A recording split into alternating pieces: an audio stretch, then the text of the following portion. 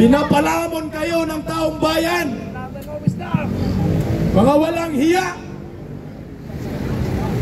Alam niyo po, mga kababayan ko, kailangan po natin mag-ingay dahil sobra na ang mga pagnanakaw ng mga buhaya sa gobyerno. Partner, Ano partner?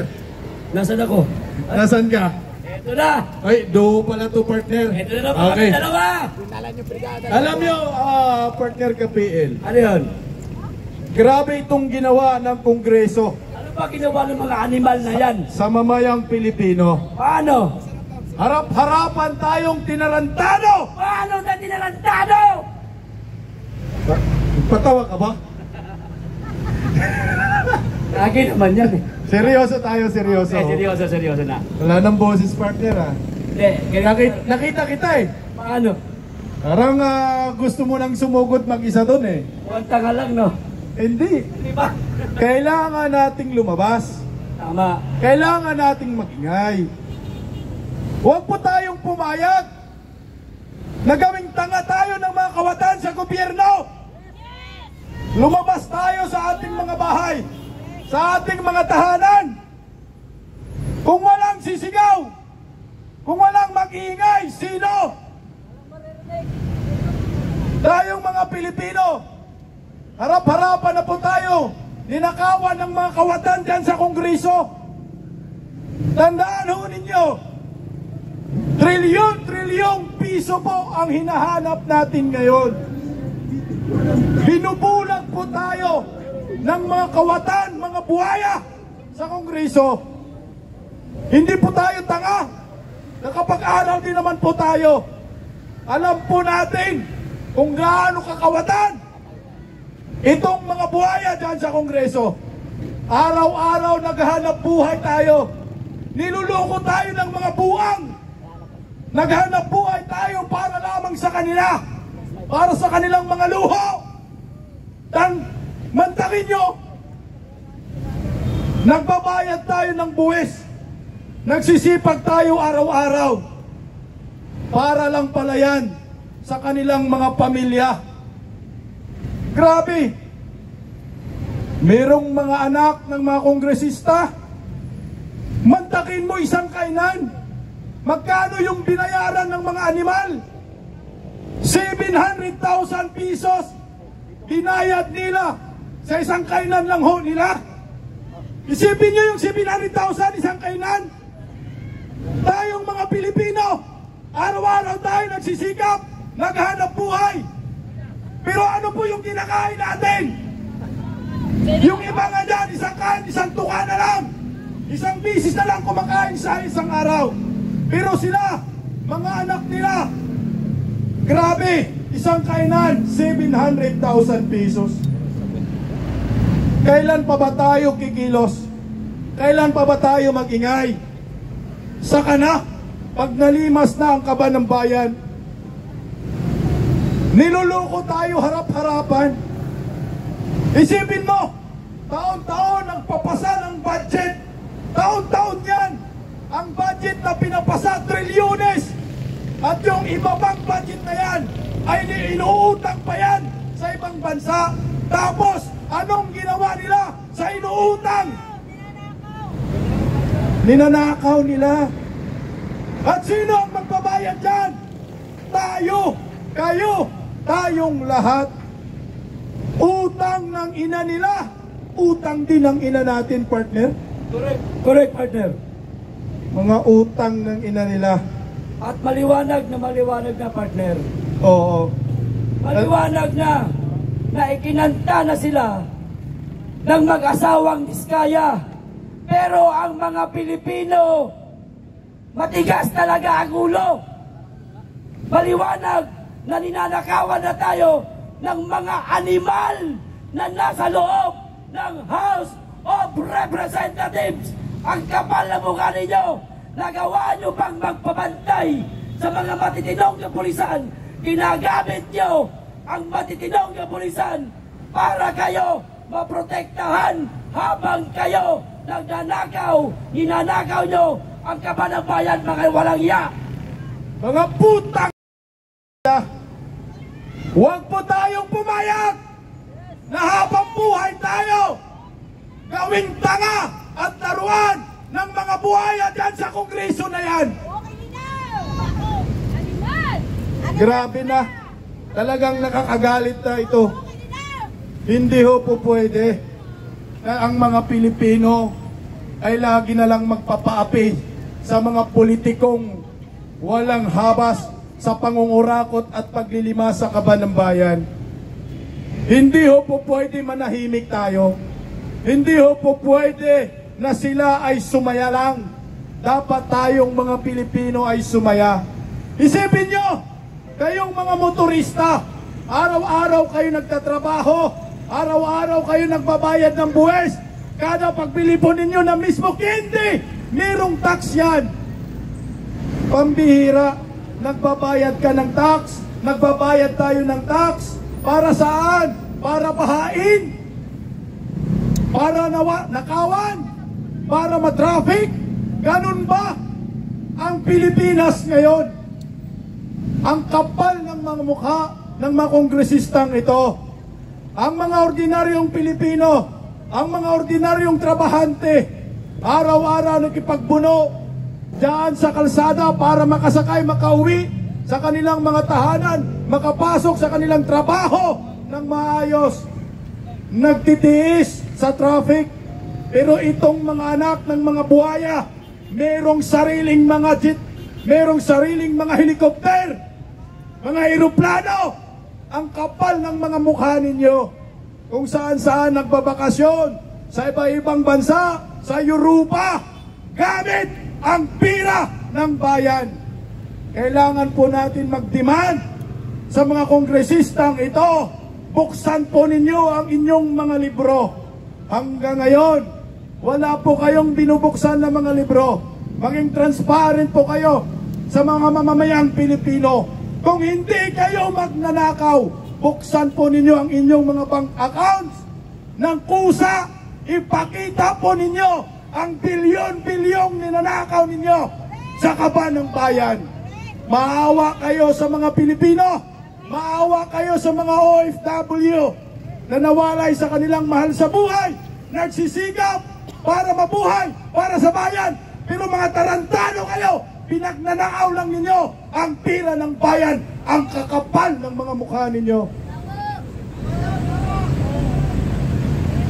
Ito, Speaker Martin Romualdez, buti naman, tinapla naman yung kapal ng mukha mo. Grabe ha, almost 4 na taon nyo kaming niloloko. Nasaan ang pira ng bayan? Hinahanap po namin ngayon 1.2 trillion pesos sa flood control projects na kayo po ang nag-release ng mga ganyang klaseng mga budget. Ano po ang napala ng sambayanang Pilipino? Puro mga multong proyekto. Ang tindi ho ng kapal ng mga mukha ho ninyo. Hindi po kami papayag, Martin Romualdez, na ikaw lamang ay bumaba sa pwesto. Kailangan managot ka, magpaliwanag ka sa taong bayan, saan mo dinala ang bilyong-bilyong pira ng mga mamamayang Pilipino. Eh kaso tumakas na, partner. Tumakas na. Ba't mo pinatakas? Eh, binantayan ng mga ano dyan eh. Tumakas na ba talaga? Tumakas na daw. Saldico! Ang tindi mo! Ang dami mo palang mga private jet. Kasama ka, Martin Romualdez. Ipaliwanag mo sa taong bayan. Saan nyo kinuha ang pirang iyan para pambili sa private jet na yan? Partner, kagabi, inulat po ng bilyonaryo. Sabi? Bilyonaryo, a news channel, na itong si Martin Romualdez nakabili ng 2 private jet, partner. Dapat. Isang, pwede ba tayo magbasa dito, partner? Pwede. Dapat. Basahan natin kasi baka sabihin, tayo po ay nagpapakalat ng maling balita. Alright. Ito po ay katotohanan lamang. Ang ating parang nag-vlog lang tayo, partner. Oo, para programa lang ito. Programa ito sa live. Ito. Makinig po kayo sa akin. Ito po yung ulat ng Bilyonaryo Channel. Dapat po ito imbestigahan ng Senado at dapat po malaman ng sambayanang Pilipino saan ba nanggagaling ang pera ng mga hinayupak na ito.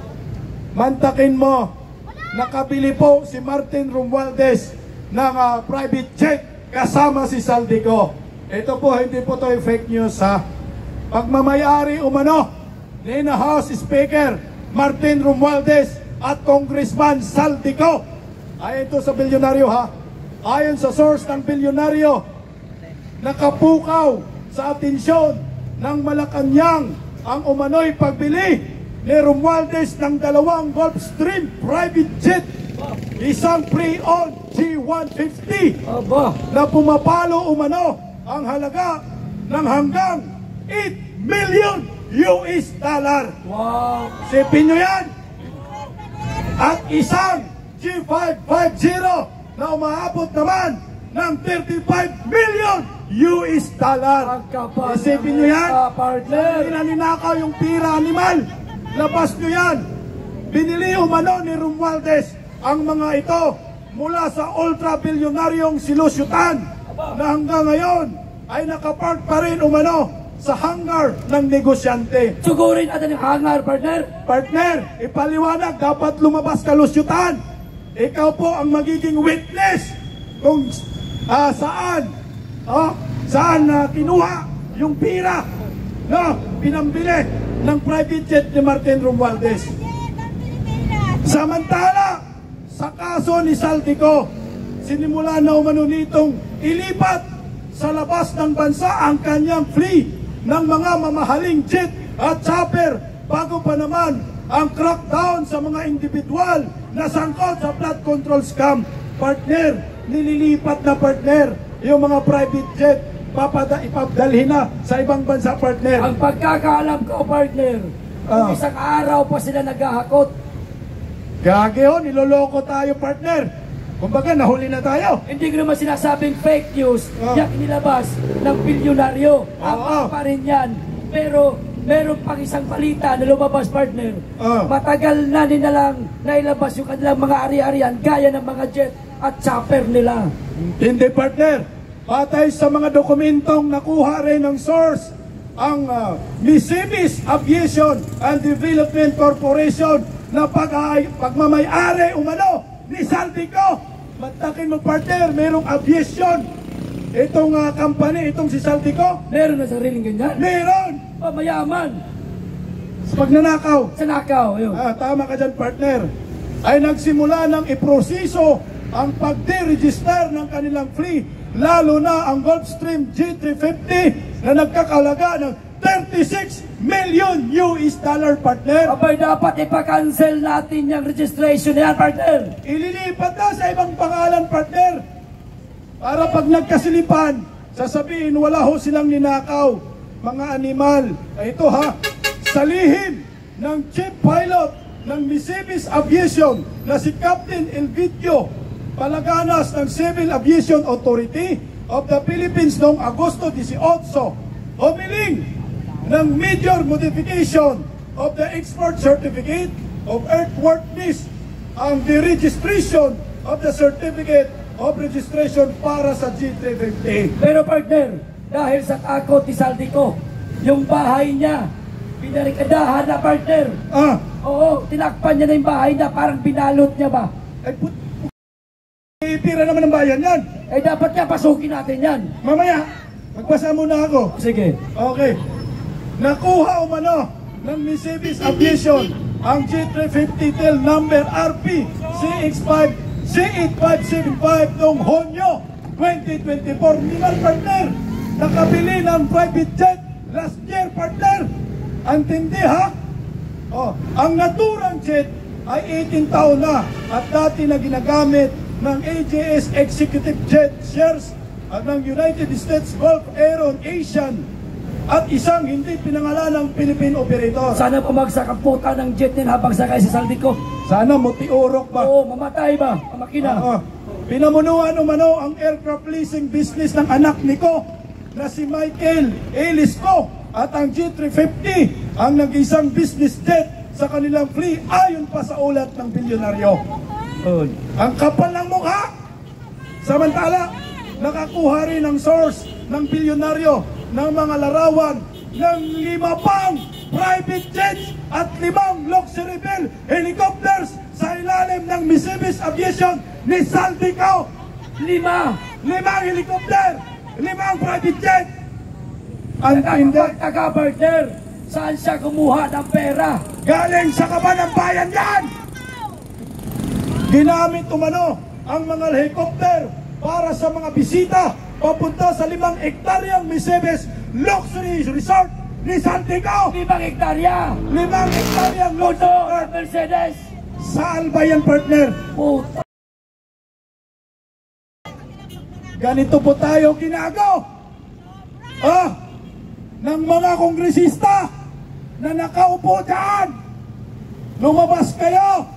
Kayong mga kongresistang mga malilinis dyan, magsalita na kayo. Ikanta nyo na po itong si Martin Romualdez, si Saldico. Hindi ho po pwede. Napapayag po tayong ganito ang mangyayari sa ating bansa. Taon-taon na tayo ginagago, partner. Ilang taong ka na ba, Martin Romualdez, nagiging speaker? Pangatlo ngayon. Mag-aapat na, partner. Pero hindi na abot ang 4. Hindi na umabot. So, ibig sabihin, taon-taong ginagago ho tayo. Partner, natakot sa kamatis. Takot na kayo? Oo.